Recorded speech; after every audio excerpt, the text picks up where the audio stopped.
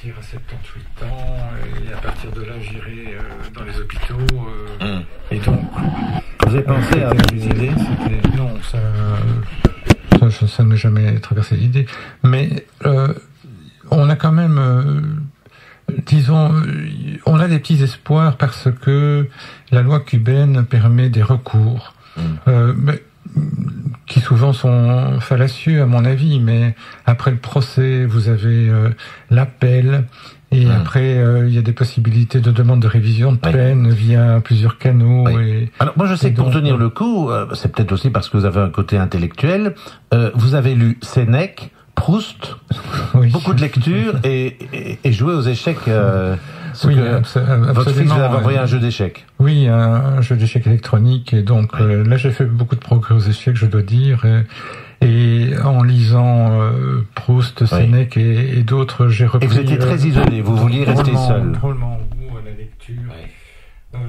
Oui, je suis resté seul parce que disons les co-détenus qui sont latinos pour la plupart, quelques anglophones aussi, bien, leur activité principale, c'est de parler sur les autres détenus. Je n'avais pas envie d'être le sujet.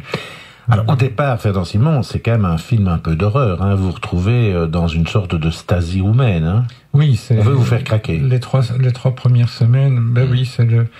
Pendant les interrogatoires, on met les gens en condition, et donc on les met dans des mauvaises situations avec...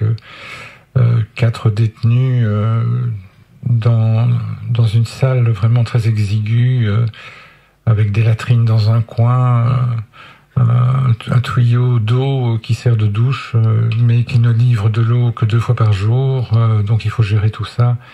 Et c'est vraiment pas très facile, surtout qu'il y a les moustiques en plus. Enfin bon, bref, c'était une horreur. Et là, j'ai paniqué pendant ces 3 semaines, mais je ne savais que faire. On me tirait de temps en temps pour m'interroger. Au début sur mon cas, et puis on m'a interrogé sur des choses idiotes telles que les études que j'avais fait, mon curriculum d'activité professionnelle, enfin des choses qui voulant justifier ma détention, mais heureusement ça n'a duré que 3 semaines, et après je suis passé dans des conditions à la prison de la Condessa, prison pour étrangers, qui est quand même nettement plus confortable à l'égard à ce qu'on a connu. Justement, vous avez vu une différence entre votre détention en préventive et la peine que vous avez purgée après votre condamnation? Non, mais les 3 semaines de départ n'est pas de la préventive, hein, donc...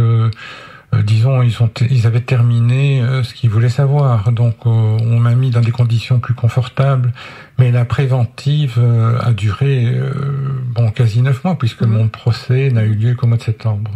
Donc j'ai été détenu. Est-ce que vous êtes senti parfois abandonné? Non, abandonné certainement pas, parce que grâce à Dieu, mon fils a été extraordinaire, il m'a soutenu de façon fantastique, il m'a téléphoné toutes les semaines, et ça pendant longtemps, parfois 1 heure, on restait au téléphone dans des conditions téléphoniques absolument épouvantables. Donc là, je le remercie de manière... Quel conseil vous pourriez donner à des touristes? Parce qu'au fond, vous êtes parti en vacances et vous avez failli rester 13 ans. Oui, c'est arrivé à... Ce sont des accidents qui arrivent souvent, donc notamment pour des cas de drogue, éviter de prendre même un petit joint en poche, parce que si ça tombe dessus, si la police tombe dessus, voilà, les peines pour drogue, on est parti pour les 10-15 ans. Beaucoup aussi. De prudence. Accident de roulage aussi. Vous avez rencontré des gens qui étaient en prison parce qu'ils avaient eu un accident d'auto? J'ai rencontré un Belge qui était détenu pour 3 ans suite à un accident de roulage qu'il avait provoqué, qui avait entraîné mort d'homme, mais dans lequel tout le monde s'accorde à dire qu'il n'était pas vraiment responsable, parce que cette personne était quasi aveugle et sourde et n'ont pas entendu. On vous a volé quelques années de votre vie? Ah oui, c'est 3 ans de ma vie que je trouve qu'on a volé, et ça suscite évidemment toute cette histoire, toute cette reconnaissance, toute cette injustice que j'ai subie généré une très très grande amertume. Évidemment, j'espère que j'en sortirai et que je finirai par oublier ça. Fernand Simon, merci de votre visite. Après la pause, les auditeurs ont la parole au 0823 530.